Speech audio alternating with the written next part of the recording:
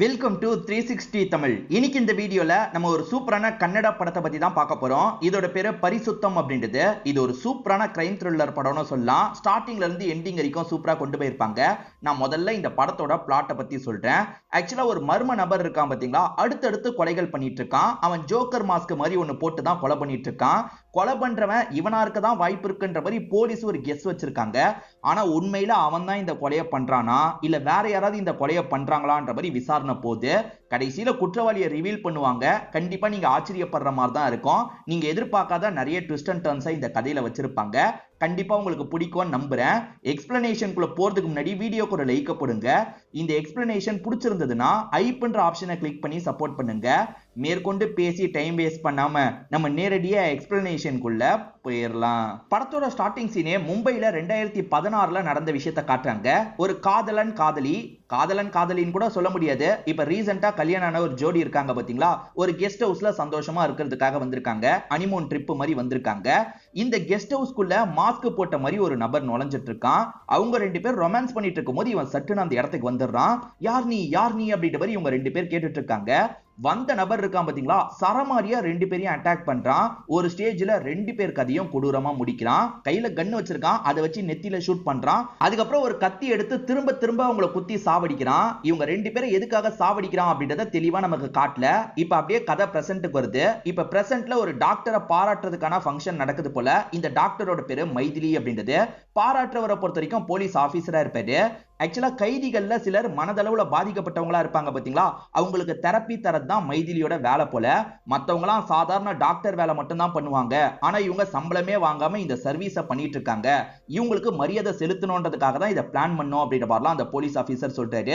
இப்ப மைதிலி இருக்காங்கல்ல, இவங்க தர அவார்ட் எல்லாம் வாங்கிட்டு இருக்காங்க. அப்படியே கட் பண்ணி நமக்கு மீரான்னு ஒருத்தங்களை காட்டுறாங்க.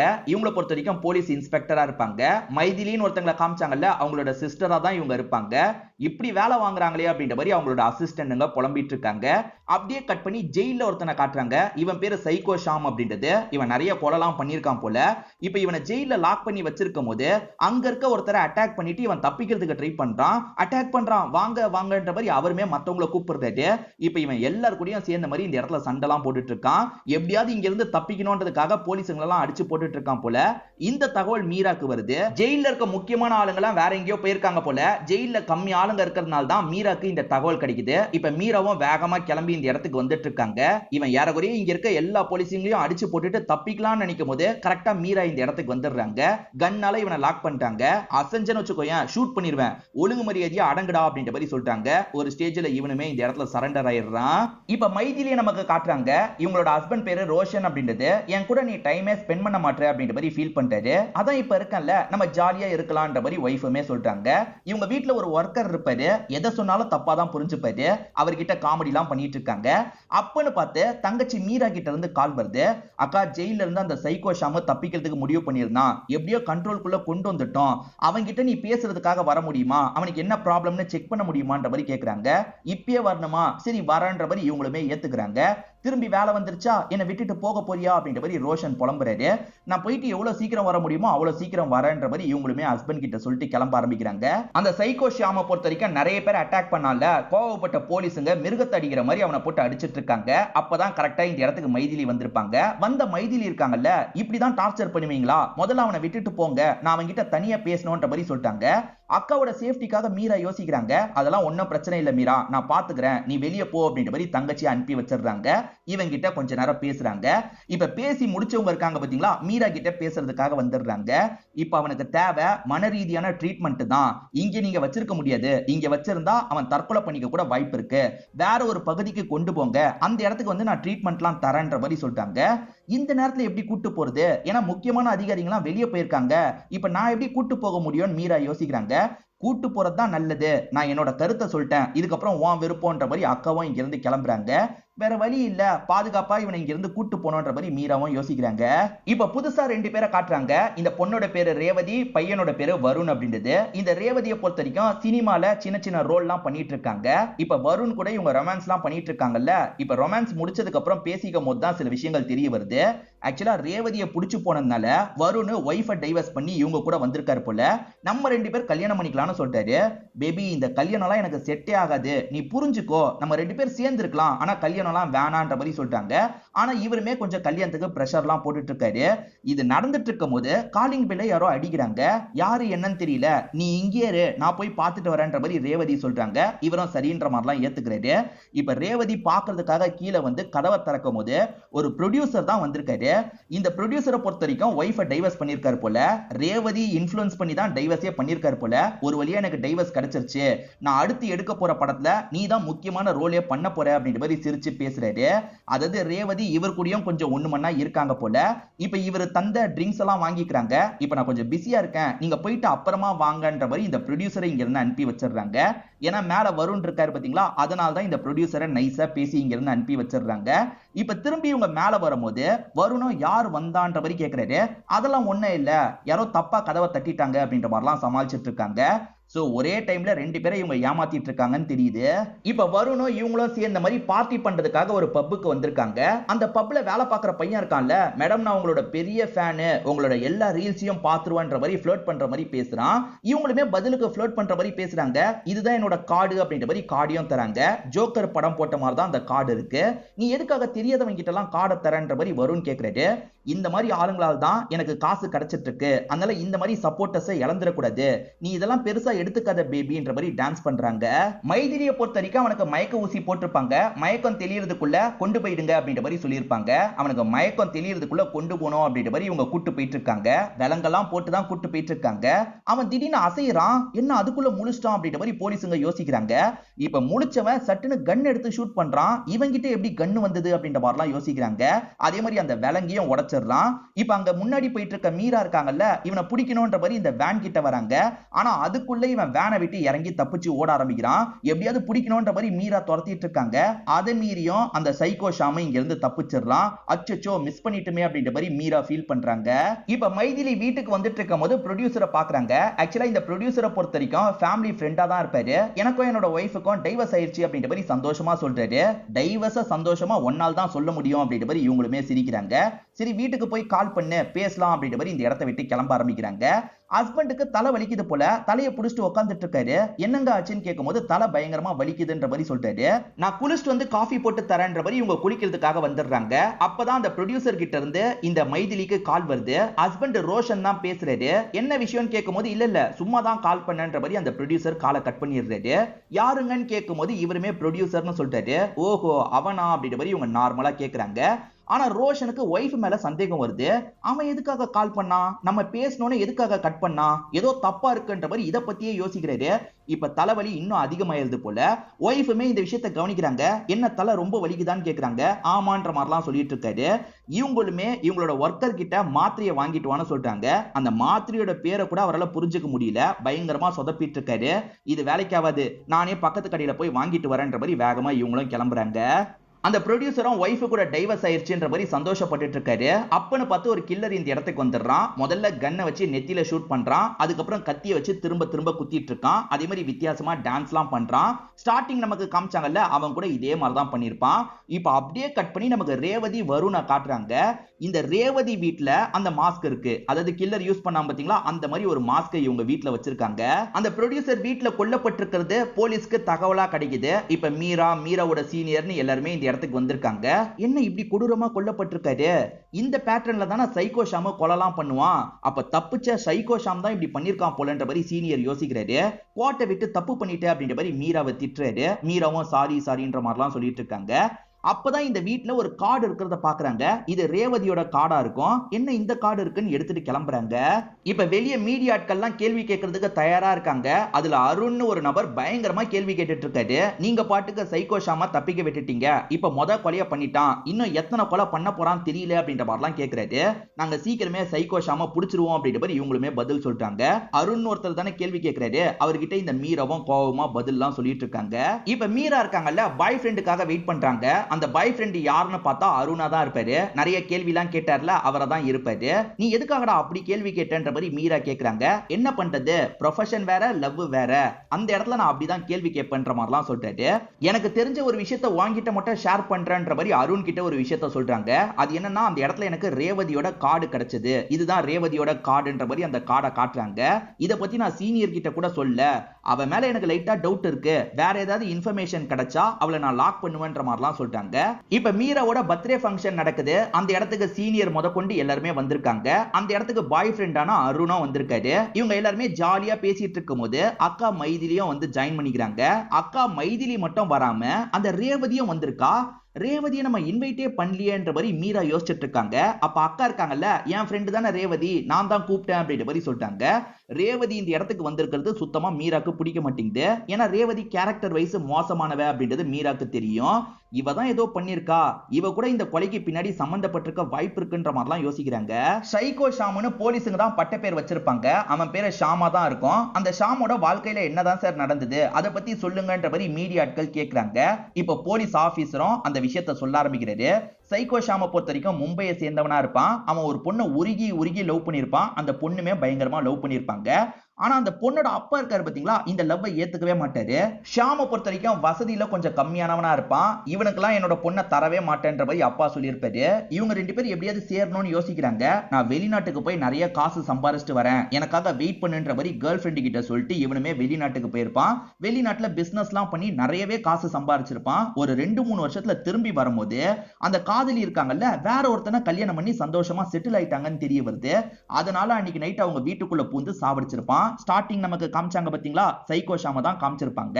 முன்னாள் காதலி புருஷனை மட்டும் கொன்னதோட அவன் நிறுத்தல. அதுக்கப்புறமும் நிறைய ஸ்டேட்ல நிறைய கொலைலாம் பண்ணிக்கிட்டே தான் இருந்தான். ஒரு ஸ்டேஜ்ல மீராவால தான் அவன் பிடிக்கப்பட்டான். பிடிக்கப்பட்டவன் ஜெயில இருந்து இப்ப திரும்பி தப்பிச்சிருக்கான். திரும்பி அவன் கொலைகளை ஆரம்பிச்சிட்டான் போல. ஏன்னா அதே பேட்டர்ன்ல தான் அந்த ப்ரொடியூசர் கொல்லப்பட்டிருக்காரு. சீக்கிரமே மீரா அவனை புடிச்சிருவா அப்படின்ற மாதிரி இந்த இடத்துல இவர் பேட்டி எல்லாம் தந்துட்டு இருக்காரு. இப்ப மீரா இருக்காங்க பாத்தீங்களா, மாமா ரோஷன் கிட்ட பேசுறதுக்காக வந்துடுறாங்க. அது என்னன்னா, நீங்களும் அக்காவும் சந்தோஷமா இருக்கீங்க, நானும் எப்ப சந்தோஷமா இருக்குதுன்ற மாதிரி பேசுறாங்க. எனக்கும் அருணுக்கும் சீக்கிரமா கல்யாணம் பண்ணி வைங்கன்ற மாதிரி தான் கேக்குறாங்க. இவருமே சரி ஓகேன்ற மாதிரிலாம் ஏத்துக்கிறாரு. என்னம்மா அக்கா கிட்ட சொல்லாம மாமா கிட்ட சொல்ற போல அப்படின்ற மாதிரி அக்கா கேக்குறாங்க. கவலைப்படாத, சீக்கிரமே அருணோட வீட்டுல பேசி கல்யாணத்தை முடிச்சிடலான்ற மாதிரி அக்கா சிரிச்சுக்கிட்டே சொல்றாங்க. இப்ப ரேவதியோட கல்யாணத்தை நமக்கு காட்டுறாங்க. ஆக்சுவலா ரேவதி இந்த கல்யாணம் எல்லாம் வேணான்ற மாதிரி வருண் கிட்ட சொன்னாங்கல்ல, இப்ப வேற யாரையோ கல்யாணம் பண்ணிக்க போறாங்க போல. இது அந்த வருணுக்கு தெரிஞ்சிருது. அடி பாவி, உனக்காக என்னோட பொண்டாட்டியை விட்டுட்டு வந்தேன், நீ கல்யாணம் எல்லாம் வேணான்னு சொன்ன, இப்ப மட்டும் ஒருத்தனை கல்யாணம் பண்ணிக்கிறியே, இதெல்லாம் நியாயமான்ற மாதிரி பிரச்சனை பண்ணிட்டு இருக்கான். பிரச்சனையில அசிங்க அசிங்கமா திட்டுறான். கோவப்பட்ட ரேவதி இருக்காங்கல்ல, இப்படி பேசணும்னு வச்சுக்கோ உன் கதையை முடிச்சிருவேன், ஒழுங்கா இங்க இருந்து கிளம்புன்ற மாதிரி சொல்றாங்க. இப்ப இவங்களோட பாதுகாவலர்கள் மாதிரி இருக்கவங்க என்ன பண்றாங்கன்னா, அவனை பிடிச்சி வெளியே தள்ளி விடுறாங்க. ரேவதி சீட் பண்ணதை இவனால ஏத்துக்கவே முடியல. இவன் ரேவதிக்காக தான் ஒய்ஃபையே விட்டுட்டு வந்திருப்பான். இப்ப ஒய்ஃப் கூட சேர்ந்து எடுத்த போட்டோவை பாக்குறான். உன்னை போய் தேவையில்லாம விட்டுட்டனே அப்படின்ற மாதிரிலாம் புலம்பிட்டு இருக்கான். அப்படி புலம்பிட்டு இருக்கும் போது மாஸ்க் போட்ட கில்லர் இந்த இடத்துக்கு வரான். வந்தவன் என்ன பண்றான்னா, கன்னை வச்சு நெத்திலேயே ஷூட் பண்ணிடுறான். இவர் கதை முடிஞ்சிருது இல்ல. அதுக்கப்புறம் கத்தியை வச்சு திரும்ப திரும்ப குத்திட்டு இருக்கான். சைக்கோ ஷாம் தான் இந்த விஷயத்த பண்றானா இல்ல வேற யாராவது பண்றாங்களான்றது தெரியல. இப்ப வீட்டுல ரேவதி இருக்காங்க. ஆக்சுவலா ரேவதிக்கு நிச்சயதார்த்தம் தான் முடிஞ்சிருக்க போல, கூடிய சீக்கிரத்துல கல்யாணம் போல. இப்ப மீராவும் டீமும் சேர்ந்த மாதிரி இவங்களை அரெஸ்ட் பண்றதுக்காக வந்திருக்காங்க. என்ன அரெஸ்ட் பண்றதுக்காக எதுக்கு வந்திருக்கீங்கன்னு கேட்கும்போது, அந்த வருண் இறந்து போயிருக்கான், நீ தான் ஃபங்க்ஷன்ல வச்சு உன் கதையை முடிப்பன்ற மாதிரிலாம் சொன்ன, நீ தான் இந்த விஷயத்த பண்ணிருக்கன்ற மாதிரி மீரா பிளேம் பண்றாங்க. நான் எதுக்கு பண்ண போறேன், எனக்கும் இதுக்கும் சம்பந்தம் இல்லை அப்படின்ற மாதிரிலாம் சொல்றாங்க. ப்ரொடியூசர் கூட நீ பழக்கத்துல இருந்த, வருண் கூடயும் பழக்கத்துல இருந்த, இப்ப 2 பேருமே கொல்லப்பட்டிருக்காங்க, நீ தான் இதை பண்ணிருக்கன்னு லாக் பண்ணிடுறாங்க. இப்ப விசாரணை நடந்துட்டு இருக்கும் போது அக்கா பெயில் எடுக்கிறதுக்காக வந்திருக்காங்க. ஏன்னா அக்காவோட ஃப்ரெண்டு தானே ரேவதி, அதனால தான் பெயில் எடுக்கிறதுக்காக வந்திருக்காங்க. அக்கா அவசரப்படாத, இவ தான் தப்பு பண்ணிருக்கா, நான் ப்ரூவ் பண்ணிடுவேன்ற மாதிரிலாம் தங்கச்சி சொல்றாங்க. இவ தான் பண்ணான்னு வேலிடா உங்ககிட்ட ப்ரூஃப் இருக்கா, ப்ரூஃப் இருக்குன்னா சொல்லு அப்படின்ற மாதிரி அக்கா சொல்லும் போது இவங்க ப்ரூஃப் இல்லன்ற மாதிரி சொல்றாங்க. அப்ப நான் பெயில்ல இவளை கூட்டு போறேன் அப்படின்ற மாதிரி அந்த ரேவதியை பெயில் எடுத்து இங்க இருந்து கூட்டு போறாங்க. அக்காக்கும் மாமாக்கும் இன்னைக்கு தான் கல்யாண நாள் போல. இவங்களுமே கோயிலுக்குலாம் போயிட்டு வீட்டுக்கு வரலான்ற மாதிரி வீட்டுக்கு சந்தோஷமா வராங்க. அப்படி வந்தவங்க ஒரு விஷயத்தை பார்த்து ஷாக் ஆயிடுறாங்க. இவங்களோட போட்டோல எக்ஸ் மார்க் போட்டிருக்கு. அதே மாதிரி போட்டோ பத்தி எரிய ஆரம்பிக்குது.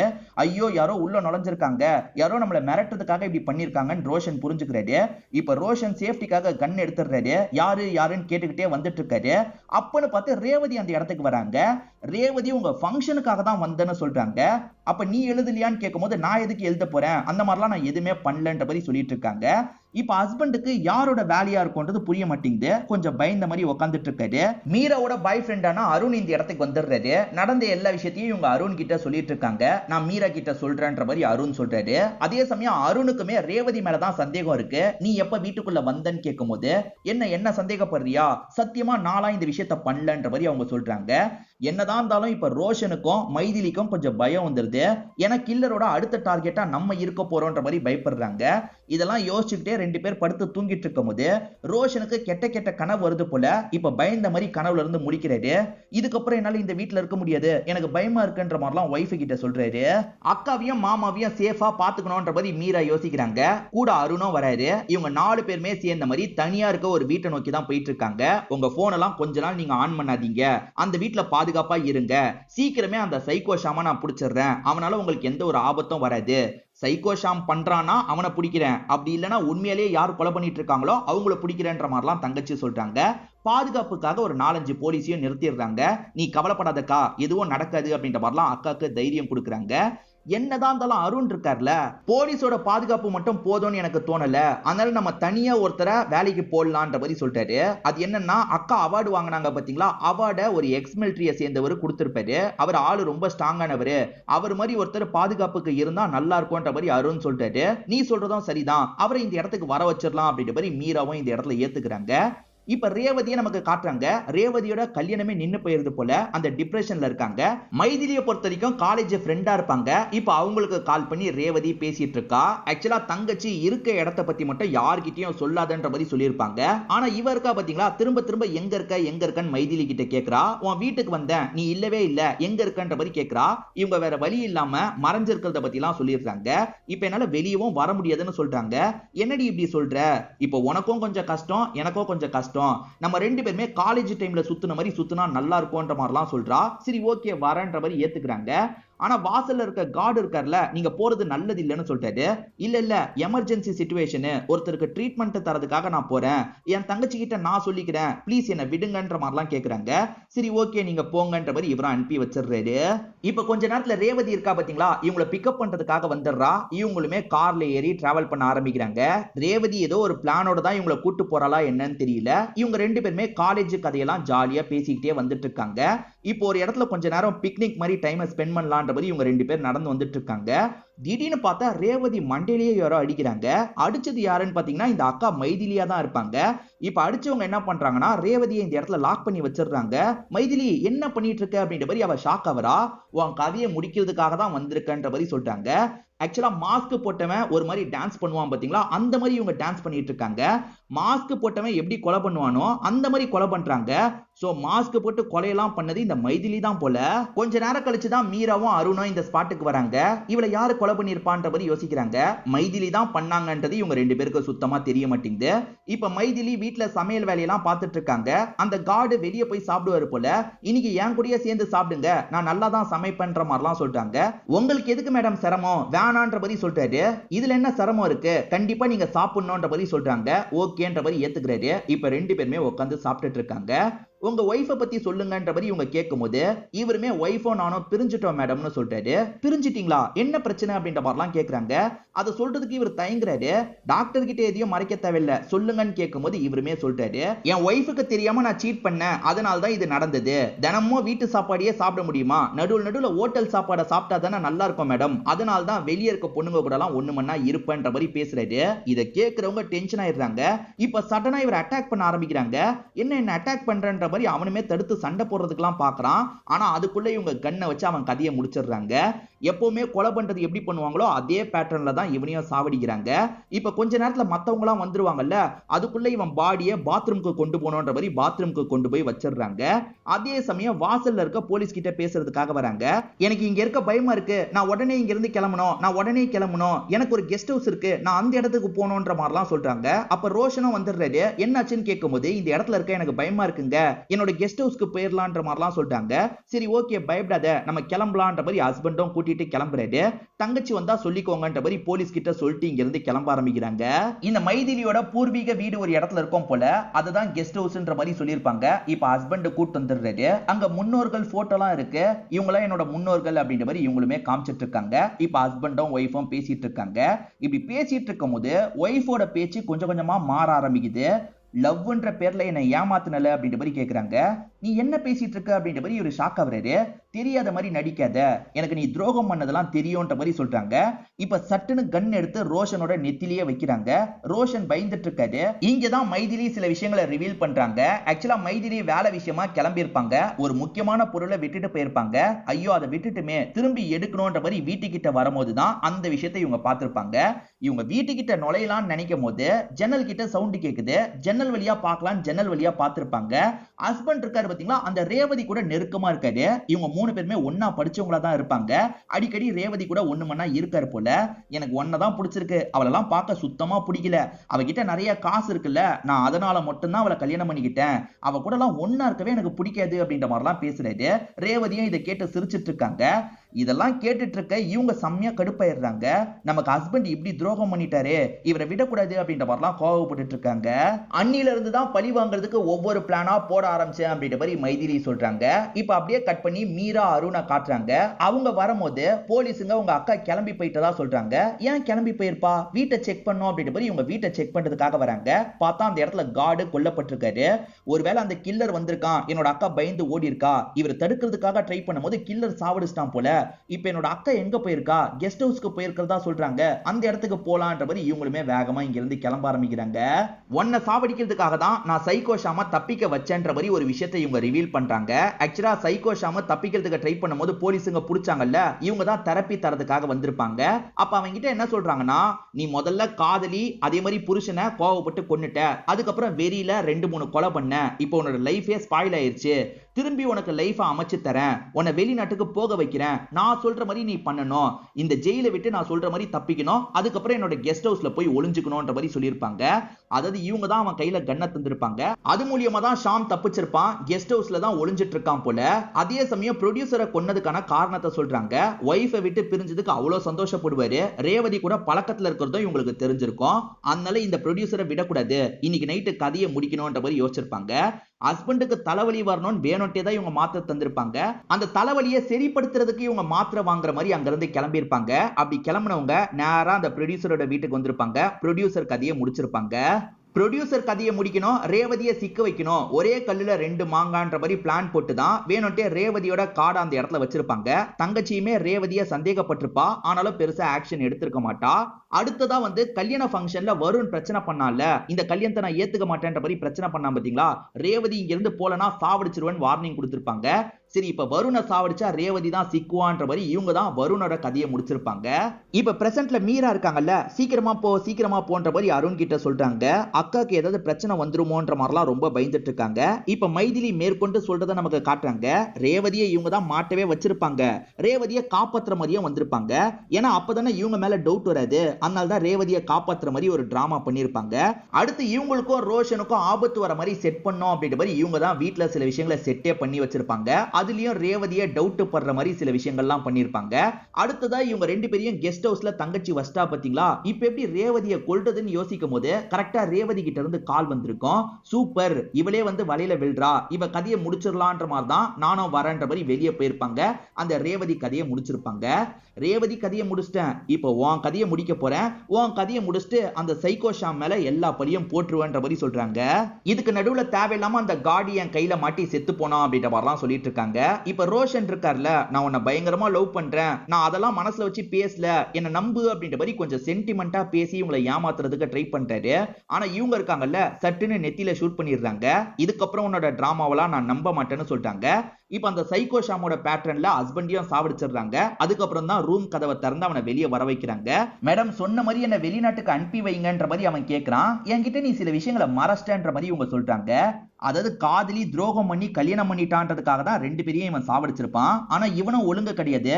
இவன் சம்பாதிக்கிறதுக்காக வெளிநாட்டுக்கு போனால அங்க ஒரு பொண்ணு கூட நெருக்கமா இருந்திருப்பான். அதை பத்தி இவங்க கேட்கும் போது அந்த பொண்ணு கூட பிசிக்கலா மட்டும் தான் நெருக்கமா இருந்தேன், இவளதான் லவ் பண்ணன்ற மாதிரிலாம் சமாளிக்கிறதுக்கு ட்ரை பண்றான்.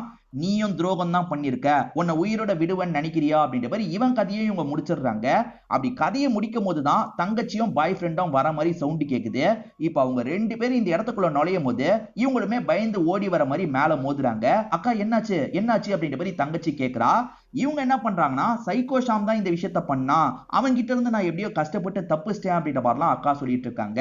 சோ கேக்குற தங்கச்சியும் அப்படியே தான் இருக்கும்னு நம்பிடுறா. அதாவது ரோஷனை கொண்டது சைக்கோ ஷாம் தான், அக்காவை கொல்றதுக்கு ட்ரை பண்ணும்போது அக்கா வேற வழி இல்லாம சாவடிச்சிட்டாங்க போலன்ற மாதிரி யோசிக்கிறா. சோ இவங்க எந்த பிரச்சனையும் இல்லாம இதை விட்டு வெளியே வந்துடுறாங்க. ஹஸ்பண்ட் இறந்து போனதுனால அப்செட்டா இருக்க மாதிரிலாம் நடிச்சிட்டு இருக்காங்க. அக்கா அப்செட்டா இருந்தா என்னக்கா அர்த்தம், கொஞ்சமாவது சாப்பிடு அப்படின்ற மாதிரிலாம் தங்கச்சி கெஞ்சி கேக்குறா. சரி ஏதாவது வாங்கன்ற மாதிரி இவங்களும் ஒரு இடத்துல சொல்லிடுறாங்க. தங்கச்சி காரை விட்டு இறங்கி வாங்குறதுக்காக போறா. அதுக்கு பக்கத்துலயே ஒரு கடை இருக்கும். அந்த கடையில இருக்க ஹஸ்பண்ட் இருக்காரு பாத்தீங்களா, ஒய்ஃப் ரொம்ப மோசமா பேசிட்டு இருக்காரு. உன் கூட எல்லாம் எவன்டி ஒன்னா இருப்பான், இதுக்காக தான் 2-3 அஃபேர் வச்சிருக்கன்ற மாதிரிலாம் அவர் தப்பு தப்பா பேசிட்டு இருக்காரு. ஒய்ஃபும் ஃபீல் பண்ணி அழுகுறாங்க. இது எல்லாத்தையும் காருக்குள்ள உட்காந்துட்டு இருக்க அக்கா பாக்குறாங்க. அவங்களுக்குள்ள இருக்க அந்த சைக்கோத்தனம் வெளியே வருது. ஒரு மாதிரி முறைச்சு பாக்குற மாதிரி காமிச்சு இந்த படத்தோட கதையை நமக்கு முடிக்கிறாங்க. கண்டிப்பா இந்த படத்தோட கதையும் என்னோட எக்ஸ்பிளனேஷனும் உங்களுக்கு பிடிச்சிருக்கும்னு நம்புறேன். இந்த வீடியோ உங்களுக்கு பிடிச்சிருந்ததுன்னா லைக் பண்ணுங்க, கமெண்ட் பண்ணுங்க, மறக்காம 360 தமிழ் சேனலை சப்ஸ்கிரைப் பண்ணுங்க. தொடர்ச்சியா இந்த மாதிரி வீடியோக்கள் வந்துகிட்டே தான் இருக்கும்.